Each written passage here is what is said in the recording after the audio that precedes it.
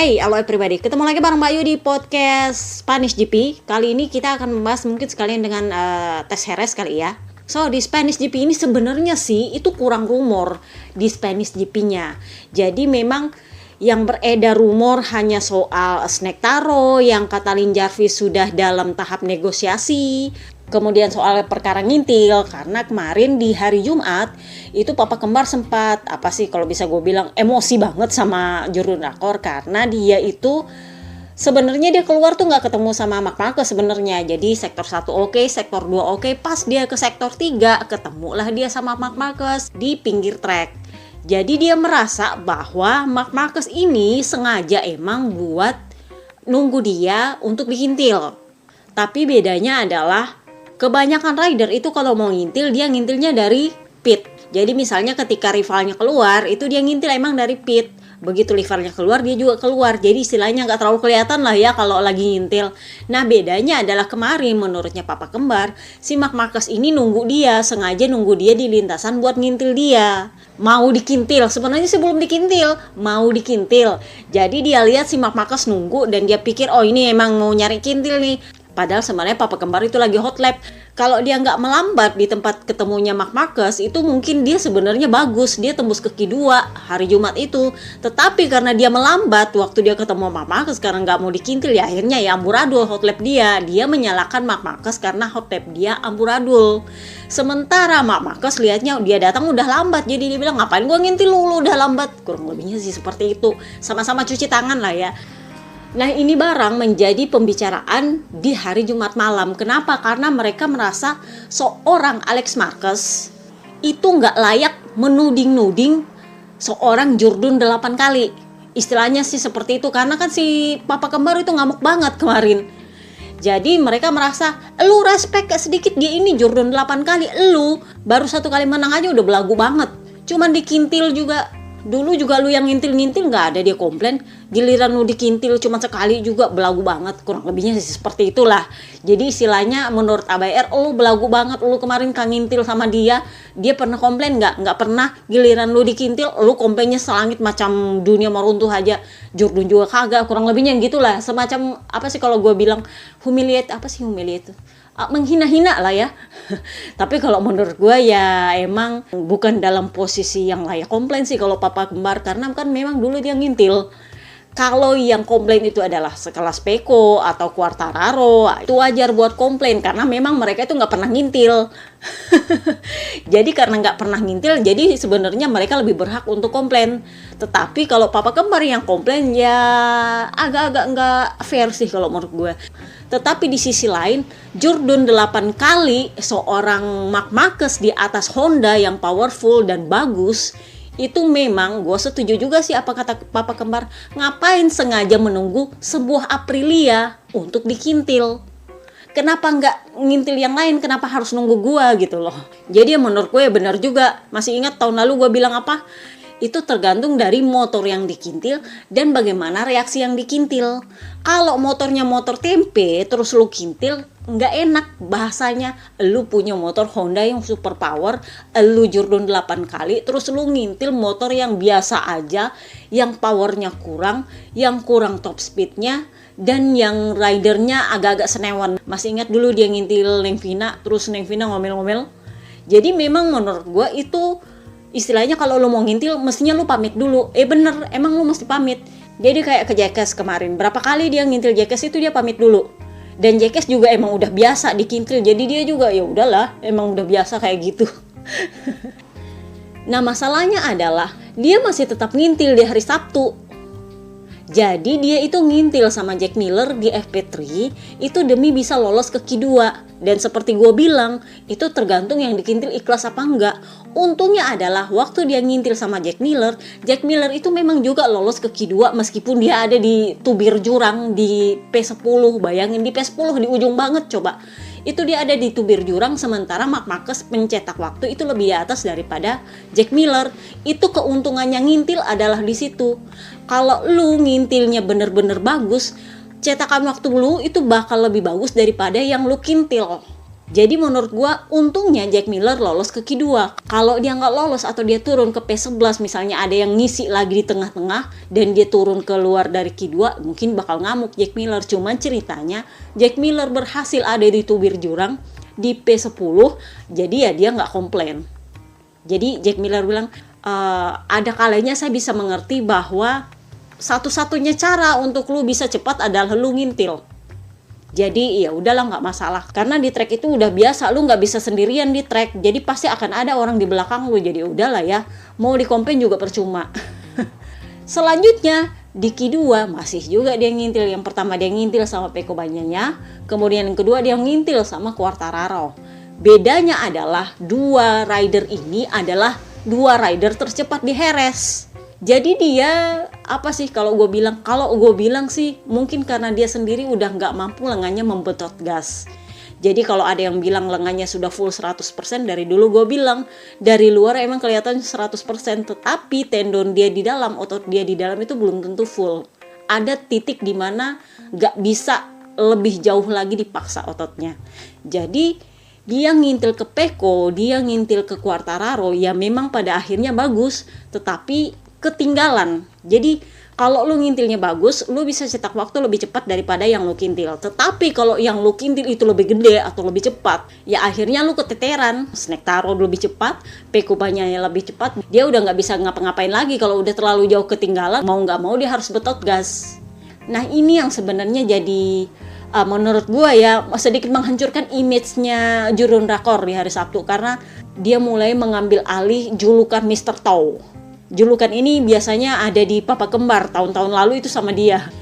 Untungnya adalah, seperti Marc Marquez bilang, untungnya saya itu dekat dengan Pecco, dengan Quartararo, dengan Jack Miller, jadi mereka nggak marah waktu saya kintil. Itu gue bilang, bedanya kalau yang lu kintil ikhlas ya nggak masalah. Nah untungnya perkara kintil mengintil yang menjatuhkan image dia di hari Sabtu ini bisa tertutupi dengan hure-hure save the crash di hari Minggu. Jadi sebenarnya gini, si Ori ini memang dapat tugas untuk hure-hure podium. Jadi memang di Portugal kemarin itu hure-hurenya adalah P5 targetnya, karena kan dia berhasil hure-hure comeback di kota. Kemudian rencananya kemarin di Portugal itu bakal hure-hure P5, paling enggak di P5 dulu lah ya. Tetapi karena ternyata dia dapat ban undian, perkara si Bon Goip lagi ngambek, di sirkuit KTPS ini dia akhirnya dapat ori. Targetnya itu dari Honda dan DPRD tingkat pusat itu paling enggak podium targetnya. Tapi Marc Marquez sendiri karena dia tahu dia setengah mati di hari Sabtu, dia mengakui bahwa target gue cuma P5 deh. Kalau udah masuk 5 besar udahlah, itu aja itu udah cukup, gue nggak kejar podium. Podium itu akan sulit, tetapi ya kalau di 5 besar masih bisa lah kayaknya saya. Nah, apakah Ori berhasil menunaikan tugasnya? Tentu iya. Dia hampir podium loh. Tetapi karena saat dia menikung dia melakukan kesalahan pengereman, Papa Kembarlah yang mengambil alih kembali. Jadi Papa Kembar itu bilang, sebenarnya saya tahu saya lebih cepat dari Marc Marquez dan Jack Miller, tetapi karena Jerez ini sirkuitnya sempit, singset banget, jadi agak susah kalau mau menyalip tanpa harus bersenggolan dengan winglet. Karena kan ya winglet kan lebar, jadi itu yang bikin mereka agak-agak susah untuk nyalip. Tanpa winglet pun itu agak susah buat nyalip. Jadi menurut dia nunggu dulu dua rider ini melakukan kesalahan, karena dia tahu Marc Marquez itu ngincarnya 5 lap terakhir. Strategi Marc Marquez sejak dia kembali ke track pasca cedera itu adalah bersabar, ngintil tepat di belakang rider lain. Itu fungsinya apa? Supaya dia agak mengurangi tenaga dia untuk membetot gas. Jadi dia akan ngintil rapat banget dari belakang. Begitu sisa 5 lap baru dia menyerang ke depan. Karena di situ baru dia mengeluarkan tenaganya dia. Nah, tetapi dalam kasus Jerez kemarin itu dia melakukan kesalahan pengereman. Marc Marquez bilang untungnya itu adalah tikungan ke kiri, jadi saya masih bisa save. Karena kalau dia ke kanan, saya sudah pasti jatuh. Why? Karena dia nggak akan bisa memakai lengan dia. Dan menurut gue itu memang ada kesalahan pengereman. Dia udah bilang, di Jerez ini nggak bisa mengambil resiko untuk terlalu cepat menyalip. Kenapa? Karena nggak bisa kita menyalip tanpa melakukan kesalahan. Sementara saya tidak mau menyalip tanpa resiko crash. Jadi saya menunggu dengan sabar sampai beberapa lap terakhir baru saya menyerang. Nah, masalahnya adalah begitu Jack Miller melakukan kesalahan, menyaliplah Marc Marquez, dia nggak siap buat ngerem, ya nyalip lagi papa kembar. Jadi ya menurut gue sebenarnya Ori itu melakukan tugasnya dengan baik. Dia nyaris podium. Untungnya adalah dia nggak crash. Untungnya. Itu aja sih bagusnya. Kenapa? Karena kalau dia crash kan itu senyap hore-horenya. Kenapa? Karena save the crash ini itu adalah hore-hore tersendiri juga. Jadi meskipun dia gagal podium, paling nggak hore-horenya adalah he is comeback. The save is comeback. Jadi ya menurut gue nggak apa-apa lah batal hure-hure podium, jadinya adalah hure-hure save the crash. Dan itu lumayan apa sih kalau menurut gue, diulang-ulang sama media, diulang-ulang sampai hari Senin sore kalau nggak salah ya. Jadi ya lumayan lah dihure-hurein paling nggak 24 jam kan ya. Sampai rumor Suzuki merebak di tes Jerez. So yang disoroti dari Spanish GP kemarin itu adalah kurangnya overtake. Kenapa? Karena memang tracknya itu sempit, jadi emang agak susah untuk overtake, terutama kalau motor lu gede-gede.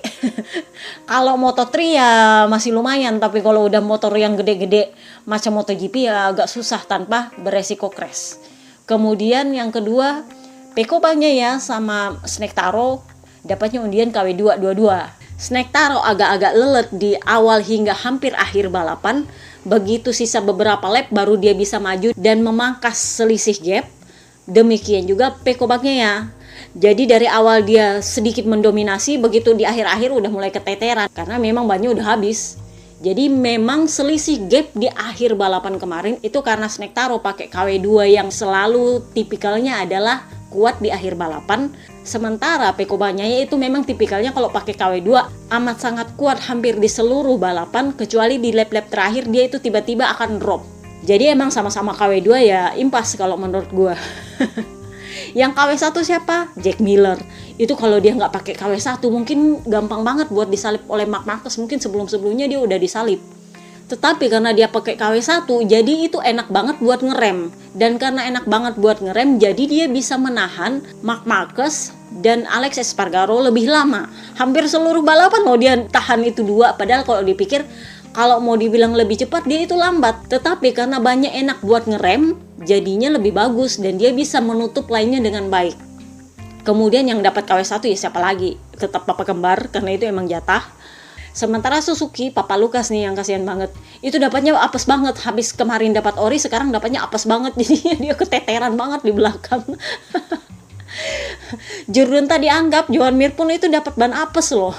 Padahal si Mir itu startnya di depan loh. Jadi dia bilang gini, saya itu nggak ada grip, nggak ngerti ini sebenarnya ada apa. Tapi dia merasa bahwa begitu suhu trek naik, dia udah kehilangan grip. Itu tanda-tanda kalau lu bawa ban apes. Biasanya lu emang kehilangan grip yang lu sendiri bingung kenapa bisa hilang grip, tapi nggak terlalu parah. Yang parah banget itu Papa Lukas itu yang sampai dia susah ngerem. Dia bilang ibarat kata ini motor udah kayak go-kart gitu. Jadi kalau lu rental go-kart kan lu nggak tahu mana yang cepat mana yang lambat. Jadi kayak gitu ya, kayak gitu juga sih ban undian. Lu nggak tahu ini bakal cepat apa lambat ini ban. Karena itu beda jauh dengan Alex Rins yang di Portimao kemarin. Karena dia dimulainya dari belakang, dianya majunya ke depan luar biasa. Dan sekarang udah di belakang-belakang aja, ngerem aja susah. Dia sampai sempat keluar track loh ya. Jadi kalau menurut gue ya begitulah faktanya. Padahal semua rider itu pakai ban yang sama di calon ikan hiu baru. Itu yang kemarin dapatnya udah KW1. Tapi ya seperti yang gue bilang sebelum-sebelumnya, dia ini sebenarnya skenario gagal. Emang udah dari akhir tahun lalu dia udah bunyi-bunyi gagal sih. Emang kalau menurut gue sih bakat dia agak di bawahnya Enea Bastianini. Jadi udah dapat ban jatah juga masih aja jelek performanya dia. Jadi kemarin itu sebenarnya dia crash sendiri. Abis crash sendiri, dia masuk lagi ke track, dia ikut balapan lagi. Somehow dia mungkin buru-buru untuk ngejar ke depan. Akhirnya dia kena track limit. Nah, kenalah dia long lap penalti. Jadi ya dia sih sebenarnya nggak ngeluhin grip, dia cuma bilang bad momennya dia lah, saat-saat buruknya dia emang lagi sial aja kali. Makanya gue bilang emang sebenarnya agak-agak dipaksakan sih dia jadi skenario ikan hiu baru. Jadi ya bedanya sama Jordan Rakor, dibantu sama ban tetapi dia berhasil mengeksekusi itu dengan baik. Sementara yang satu ini udah dibantu pakai ban masih juga kayak gitu, nggak ngerti lah gue. Kasian kan si Bestia kena ban apes terus jadinya. Yang lain yang dapat ban apes banget itu siapa ya? Kaisar. Udah nggak tahu lah si Dovi itu mesti diapain. Dia bilang, saya itu cuman gimana caranya supaya nggak crash. Dia bilang saking nggak ada grip sama sekali, depan belakang nggak ada grip. Sementara Morbidelli itu sebenarnya apa sih? Lin Jarvis mengaku kecewa karena menurut dia waktu di warm up itu kan dia lumayan bagus loh. Dia masuk 5 besar apa ya kalau nggak salah di warm up. Jadi ekspektasinya Yamaha balapan dia ini bakal bagus. Sementara Morbidelli sendiri juga bilang, kami merubah sesuatu di setup, di warm up itu ternyata kelihatannya berhasil. Tapi waktu di race ternyata nggak jadi apa-apa. Segitu-gitu aja, saya sendiri juga kecewa. Tapi seperti biasa, dia tetap optimis meskipun dia kesal dan frustasi. Dia bilang, adaptasi saya lebih lambat dari perkiraan saya dan itu sedikit membuat saya agak-agak kurang senang dan kecewa. Tetapi ini memang soal waktu. Saya akan berusaha gimana caranya supaya proses ini berjalan dengan benar dan cepat. Rider lain yang dapat ban apes banget ya rider tersengak, Pol Espargaro. Itu gue nggak tahu apakah dia dijatah agar skenario pendepakan dia berjalan dengan lancar apa gimana. Kalau Enea Bastianini dapatnya ban apes, dia sepertinya dapat ban apes banget kemarin di Spanish GP. Gue tuh yang agak-agak kasihan sih sama dia karena entah itu tujuannya untuk menenggelamkan dia atau gimana nggak ngerti. Sementara ini ya Bastian ini ya tetap dapat ban apes, bukan juga ban apes banget tapi tetap ban apes. Dia sendiri bilang nggak ada grip. Jadi memang grip itu adalah keluhan utama di Spanish GP. Jadi yang dapat ban-ban yang bagus KW2, KW1 itu lumayan bagus gripnya. Sementara yang apes dan apes banget itu semuanya sama. Keluhannya adalah grip dan grip dan grip. Jadi ini juga yang membuat sebuah pertikaian di Yamaha bahwa Dovizioso menganggap Yamaha ini sama sekali nggak mau berubah untuk menyelesaikan masalah grip yang dia derita. Jadi mereka hanya main di setup bolak-balik nggak dikasih juga part baru atau apa, nggak ada solusi. Jadi menurutnya Kaisar Dovi, saya nggak yakin bahwa Yamaha ini punya kemauan untuk berubah. Ya saya juga nggak bisa menyalahkan, kenapa? Karena Fabio Quartararo tidak mengalami masalah yang sama. Dan pada saat ini Quartararo itu adalah salah satu kandidat jurdun. Jadi ya saya nggak bisa menyalahkan bahwa Yamaha itu fokus pada masukan Quartararo dan mengabaikan masukan saya. Quartararo sendiri bilang, saya sih nggak mau ngurus itu bukan urusan saya, urus diri saya sendirilah. Dia ini sama dengan Marc Marquez kemarin, waktu di tes Jerez juga Marc Marquez bilang, saya beda paket dengan rider lain itu lebih kepada karena saya punya arah pengembangan sendiri. Jadi saya harus menemukan arah pengembangan saya supaya saya bisa nyaman di atas motor. Setelah saya nyaman di atas motor, baru kita tetapkan targetnya mau seperti apa. Intinya adalah saya nyaman dulu di atas motor. Kalau rider lain nggak setuju, saya nggak peduli. Jadi ya bahasanya dua orang ini untuk para tim mereka itu kurang lebihnya sama. Sementara KTM itu ridernya punya reaksi berbeda. Jadi yang satu bilangnya gripnya ya emang agak susah tapi masih bisa dikendalikan karena dia dapatnya KW2. Sementara yang satu dapatnya ban apes, jadi dia bilang itu emang gak ada grip. Nah kemudian Aprilia itu sebenarnya papa kembar udah ditahu. Aprilia. Sementara di Aprilia itu papa kembar sebenarnya udah ketahuan dia dapat KW1. Gue tuh malah pikirnya kalau dia nggak ada masalah dengan koplingnya saat start, mungkin sebenarnya dia bisa bertarung untuk podium 2 atau podium 1 kalau menurut gue ya. Sementara Papa Nina setelah di Portimao dia sempat ngamuk-ngamuk kemarin, yang dia menuntut Aprilia untuk menciptakan motor yang nyaman untuk dia. Di Spanish GP kemarin dia mulai mulai agak-agak melunak. Jadi dia bilang dia kesulitan sama grip dan butuh waktu untuk dia untuk bisa menyerang. Pokoknya itu aja intinya, dia nggak mau banyak-banyak komplain soal motor lagi. Kenapa? Karena dia tahu seatnya itu bakal terdepak. Jadi waktu ditanya soal perpanjangan kontraknya, dia akhirnya bilang, saya sekarang lebih mengutamakan kepala saya daripada hati saya. Kenapa? Karena saat ini banyak orang bergantung pada saya. Jadi dia kan sudah ada istri, ada anak. Lu gak bisa sembarangan ngambek-ngambek lagi kayak dia Yamaha kemarin. Jadinya dia bilang saya akan lebih memakai kepala saya. Jadi di tes Jerez kemarin itu rider-rider yang dapat ban apes dan apes banget itu lebih fokus kepada ada apa dengan mereka waktu balapan. Mereka mencoba mencari tahu ini masalahnya apa. Apakah masalahnya di setup atau masalahnya di ban. Tetapi ternyata di hari Senin itu cuacanya sangat jauh berbeda dengan hari Minggu. Jadi lebih mendung dan lebih berangin, jadi treknya dingin. Itulah kata Joan Mir, percuma juga saya ngetes itu ban. Meskipun bannya komponnya sama, ternyata gripnya beda. Kenapa? Karena memang lebih dingin. Percuma juga saya mencoba memanaskan ban untuk menguji ada apa dengan motor saya. Cuacanya berbeda. Jadi menurut Joan Mir, ya percuma juga gua ngetes. Demikian juga kata Luca Marini. Jadi yang dia tes itu, di tes Jerez kemarin itu cuman jok baru mirip dengan yang punyanya Jack Miller untuk mengatasi tinggi badan dia. Jadi menurut dia minta jok baru atau dudukan baru ke gigi dalinya. Dikasihlah itu yang dipakai sama Jack Miller. Tujuannya adalah gimana caranya supaya dia itu lebih balance dengan motornya, sehingga dia nggak wheelie ketika keluar tikungan. Karena memang di hari Sabtu di Spanish GP itu Uccio nongol. Jadi ditanya sama wartawan, gimana nih beda sekali performa Marcobes dengan performa Luca Marini. Jadi Uccio bilang, sebenarnya masalahnya Luca Marini itu masalah yang berputar-putar ibarat anjing ngejar ekor. Kenapa? Karena dia punya postur badan yang tinggi dan agak lebar, itu membuat motornya itu lebih banyak bergoyang ketika keluar tikungan. Nah, untuk mengurangi hal itu kami merubah setupnya. Karena kami rubah setupnya itu otomatis mengurangi power. Nah, kalau mengurangi power ya jadinya motornya lambat. Jadi istilahnya emang berputar-putar kayak gitu, nggak ada solusi. Jadi kalau mau tanya solusi ya tanya gigi dalinya lah.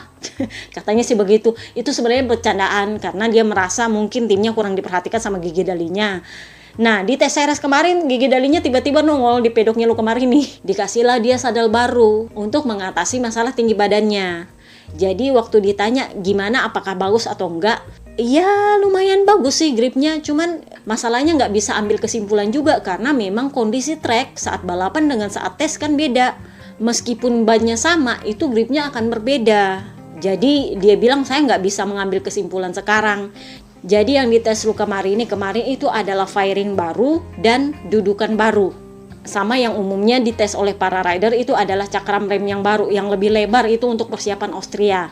Tapi Luca Marini sendiri bilang dia nggak mau pakai fairing yang baru karena menurut dia mau pakai dulu fairing yang lama sampai fairing yang baru itu terhomologasi. Sementara Enea Bastianini karena dia pakai Desmo 21, akhirnya kemarin dia dapat fairing yang dijanjikan. Jadi dia dapat fairing GP22.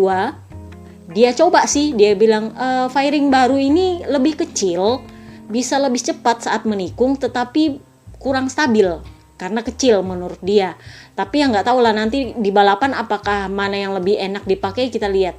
Sementara Jekes dan para pramak itu menguji Sepp Sister anti garpu yang baru. Jadi mereka dapat update, si Martin itu dapat update yang baru, Sepp Shifternya, itu yang dia uji kemarin. Sementara para pabrikan juga menguji aero baru dan Sepp Shifter baru, tetapi khusus untuk Pecco itu dia bilang, saya menguji semua part baru itu tanpa mengubah dasar setup saya. Jadi memang dari awal dia nggak mau dirubah-rubah itu setup dia. Kalau mau dipakein part baru oke. Tapi kalau dengan setup itu ternyata dia nggak cocok, udah jangan dipakai. Itu maunya si Pecco Bagnaia. Dia udah nggak mau cari-cari setup lagi. Jadi dia bilang itu udah dasarnya, jangan dikorek-korek. Jadi si gigi dalinya nurut aja. Kenapa? Karena ini adalah rider utama dia. Kemudian Aprilia itu ternyata mereka sudah punya anti garpu baru. Jadi bukan sekedar whole shot, tapi Sepp Shifter juga. Kalau Ducati, update-nya sekarang sudah ada Sepp Shifter belakang. Kalau awal-awal kemarin kan mereka dapatnya anti garpu depan. Nah sekarang mereka dapatnya anti garpu belakang.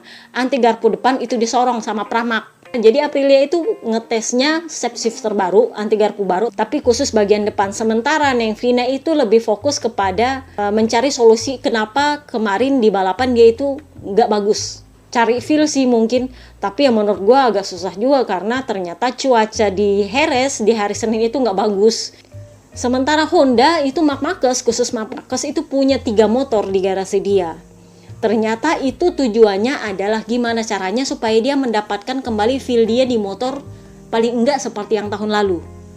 Jadi karena dia sudah punya sasis baru yang gue bilang agar balance dia bisa dapat ke tahun lalu, tahun 2021 waktu dia menang. Kemudian ada yang fairing 2021 juga. Jadi 3 motor ini punya 3 kombinasi. Sasis lama sama aero lama sasis baru sama aero lama, dan sasis baru dengan aero baru. Jadi ngerti kan kenapa dia 3 kombinasi? Sementara Mark Marquez sendiri bilang, ada positifnya, ada negatifnya, tapi lebih banyak kita bekerja bagaimana caranya supaya saya nyaman di atas motor. Itu aja sih intinya. Sementara Pol Espargaro salah satunya yang dia uji itu adalah knalpot. Yamaha menguji swing arm baru untuk menyelesaikan masalah grip dan fender depan baru untuk mengatasi ban depan itu lebih cepat panas atau mengatasi tekanan ban. Jadi keluhannya Fabio Quartararo adalah kalau panas ban depan itu tekanannya jadi berbeda. Nah itulah kenapa ada fender baru. Sementara swing arm baru itu tujuannya adalah untuk masalah grip. Nah yang membuat kecewa Kaisar Dovizioso adalah dia nggak dapat ini swing arm baru. Padahal yang ngeluh soal grip itu dia. Yang dapat swing arm baru ini adalah Fabio dan Morbidelli. Soal swing arm baru sendiri Morbidelli bilang gripnya sih terasanya lebih bagus, tapi mungkin karena ini cuacanya berbeda atau gimana, ya nanti kita lihat di balapan jadinya seperti apa. Karena memang tes Jerez kemarin itu cuacanya jauh berbeda, jadi mereka nggak bisa mengambil kesimpulan terlalu cepat. Jadi rata-rata semuanya bilang nanti kita lihat di Lemangnya jadinya seperti apa. Sementara KTM itu menguji knalpot baru juga. Agak-agak aneh sih katanya bentuknya, tapi ya menurutnya mereka itu solusi untuk mengatasi masalah leletnya KTM. Kemudian yang paling nggak ada apa-apa itu adalah Suzuki. Jadi Joan Mir di tes series kemarin itu lebih fokus kepada mencari penyelesaian kenapa bisa gripnya hilang di Jerez. Sementara Alex Rins itu dia bilang nggak ada part baru sih yang dia coba, dia lebih menguji part-part yang sebelumnya pernah dia uji di pramusim itu dia uji lagi untuk mencari kira-kira kalau keadaannya berbeda, kondisi treknya udah di Eropa apakah bisa cocok atau enggak. Karena kan kemarin waktu dia uji di pramusim itu kan bukan di trek Eropa, jadi menurut dia preferensinya mungkin udah beda, mungkin udah cocok kalau kita balapan di Eropa dengan part yang seperti itu. Jadi yang nggak ada part baru yang mereka coba. Nah yang jadi perkara adalah Takaki Nakagami, si pangeran negara api. Seperti kalian tahu, udah gue bilang, posisi dia itu nyaris terdepak oleh Ai Ogura. Karena bisa dibilang prestasinya Ai Ogura di Moto2 itu lagi mentereng-menterengnya. Hampir bisa dipastikan dia akan terdepak. Nah masalahnya adalah dia crash di tes Jerez kemarin. Jadi sebenarnya waktu diperiksa di klinik mobile itu nggak ada yang patah. Nggak patah tetapi pincang. Menurut dia lututnya yang sakit. Entah kenapalah dengan ligamen lututnya ini masalah hampir sama dengan Morbidelli kemarin. Jadi dibilang patah enggak, tetapi ligamennya yang ada masalah. Jadi agak-agak pincang dia jalan. Itulah kenapa Takaki Nakagami menyudahi tesnya lebih cepat dan dia keluar dari pedok itu jalan kaki dan pincang. Jadi istilahnya bukan sengaja dia cedera atau nyari-nyari alasan, karena memang di klinik mobile dia nggak ada yang patah. Jadi menurut gue ya wajar juga Cesinello suruh dia pulang jalan kaki keluar dari pedok. Buat membuktikan bahwa ini orang memang lagi sakit meskipun nggak ada yang patah. Ini mirip cerita dengan si Raul Fernandez kemarin yang nggak ada yang patah tapi pergelangan tangannya itu nggak bisa digerakkan. Akhirnya dia miss 2 balapan kan kemarin. Untungnya adalah dia mengumumkan dia akan membalap di Lemang, artinya masalah pergelangan tangan dia itu udah selesai. Nah yang jadi masalah baru adalah Takaki Nakagami. Nggak diketahui apakah dia akan membalap di Lemang nanti atau enggak. Intinya adalah dari tes Jerez kemarin itu dia diterbangkan ke Barcelona untuk menjalani tes MRI. Untuk melihat ini sebenarnya yang masalah apa, ligamennya itu kenapa. Jadi ya begitulah. Jadi kita udah ngomongin balapan, kita udah ngomongin tes Jerez, kita ngomongin Suzuki sekarang. Jadi Suzuki ini ibaratnya petir di siang bolong kali ya. Karena di hari Sabtu Spanish GP itu Livio Suppo dengan tegas menyatakan bahwa dia ingin memperpanjang kontrak Alex Rins dan Joan Mir. Ibarat kata optimis banget bahwa Suzuki ini punya masa depan yang bagus, punya potensi yang bagus, dan rider-rider mereka itu akan bertahan bersama mereka. Jadi dia bilang, saya membebaskan rider saya yang memilih pergi untuk masalah gaji. Jadi memang di hari Sabtu itu Livio Suppo emang sudah memberikan gambaran bahwa kalau lu minta gaji terlalu banyak kami nggak bisa. Itu ceritanya hari Sabtu. Jadi memang orang berpikir oh ini udah mau perpanjangan kontrak, ini bakal baik-baik saja karena memang mereka sudah tanda tangan perpanjangan kontrak dengan Dorna juga untuk 5 tahun ke depan. Jadi memang nggak ada yang tahu bahwa ini bakal tiba-tiba ada rumor hengkang dari MotoGP, karena mereka itu kontraknya sampai 2026 kalau nggak salah. Karena kontrak dengan Dorna itu per 5 tahun, tetapi memang fee-nya itu dibayar per tahun. Karena kan kalau sekali 5 tahun buset mahal banget. Nah jadi nggak ada yang berpikir bahwa Suzuki ini tiba-tiba bakal hengkang. Bahkan di tes Jerez itu hari Senin pagi sampai siang nggak ada yang tahu ini masalah. Saat itu para Suzuki menyelesaikan tesnya itu agak cepat, sekitar jam-jam 3 kalau nggak salah ya, jam-jam 3 atau jam 4, karena waktu itu ada red flag lagi, si Savadori jatuh dan olinya berceceran di trek. Jadi menurut mereka percuma lah kalau masih mau lanjut, udah cuaca nggak mendukung, treknya dingin, beroli lagi, jadi untuk apa dipaksa. Itu akhirnya mereka memutuskan untuk menyelesaikan tes lebih cepat. Waktu wawancara itu nggak ada masalah, si Supo wawancara, si Mir wawancara, Alex Rin wawancara. Si Supo senang karena ini adalah tes resmi pertama dia bersama tim, karena waktu tes pramusim dia belum bergabung. Semuanya berjalan lancar, cuman setelah itu mereka meeting. Nah saat meeting itu mulailah keluar rumornya. Jadi rumornya adalah Suzuki itu memutuskan bakal keluar dari MotoGP di akhir 2022. Bukan masalah jelek performa, bukan. Karena memang faktanya awal musim ini mereka masih bagus performanya. Rins loh, klasemen nomor 2. Jadi sebenarnya bukan alasan untuk soal performa. Masalahnya adalah kuaci. Tapi apakah ini murni karena masalah penjualan? Menurut gue sih enggak. Kenapa? Karena penjualnya KTM dan Aprilia itu jauh di bawahnya Suzuki. Kalau menurut gue loh ya.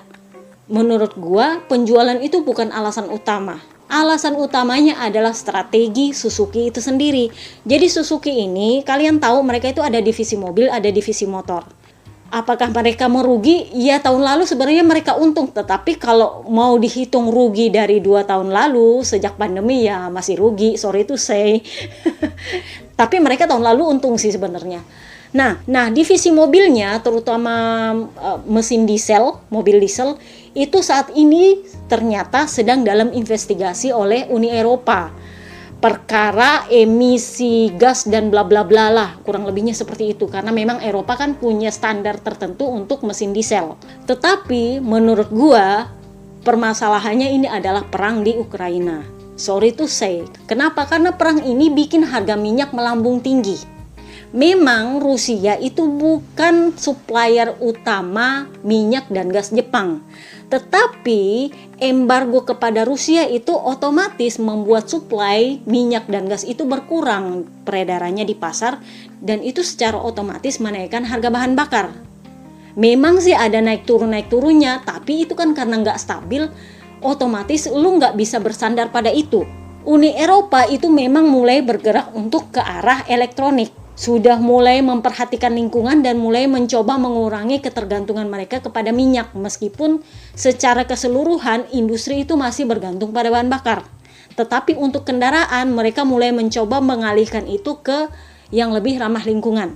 Nah itulah kenapa Suzuki nampaknya merasa divisi motornya ini udah mulai nggak menguntungkan. Karena motor mereka, jangankan di Eropa, di Asia pun agak kurang bagus marketnya. Sudah kurang bagus marketnya, bahan bakar mahal. Jadi memang mereka nampaknya sudah mulai mengalihkan strategi bisnisnya ke elektronik. Jadi itulah kenapa Suzuki ini bisa dibilang agak pelit untuk soal anggaran balapan. Jadi Suzuki itu sebenarnya punya keikutsertaan lumayan banyak di bidang balapan, dan sorry tuh saya MotoGP adalah bagian yang mengambil budget paling banyak. Ingat, untuk tim pabrikan itu minimal lu butuh 20-25 juta euro. Dan itu banyak banget biayanya. Itu yang membuat para direksi Suzuki itu memilih untuk stop aja deh, ini makan biaya nggak ngerti untuk apa. Jadi kalau Yamaha dan Honda itu balapan untuk dapat prestis, Suzuki itu nggak ngerti. Apakah kita makan prestis? Enggak, karena kemarin di tahun 2020 mereka jurdun. Tetapi karena pada saat itu pandemi ya penjualannya nggak kedongkrak. Salahnya siapa? Ya bukan salahnya siapa-siapa ya, emang seperti itu situasinya. Jadi menurut mereka jurdun nggak jurdun ya sama aja, nggak pengaruh ke penjualan. Jadi kalau mau dibilang nggak ada duit, enggak. Karena mereka menurut angin sepoi-sepoi justru mereka baru saja berinvestasi sekitar $14 miliar itu ke perusahaan di India, perusahaan baterai. Jadi kalian ngerti ini arahnya kemana. Mereka mau mengalihkan bisnisnya ke elektronik. Ya haknya mereka sih untuk mengatur arah bisnisnya kemana. Tapi murni kalau itu perkara soal nggak ada duit, sebenarnya Suzuki ada duit. Tetapi apakah mereka mau membudgetkan itu untuk balapan, itu yang beda.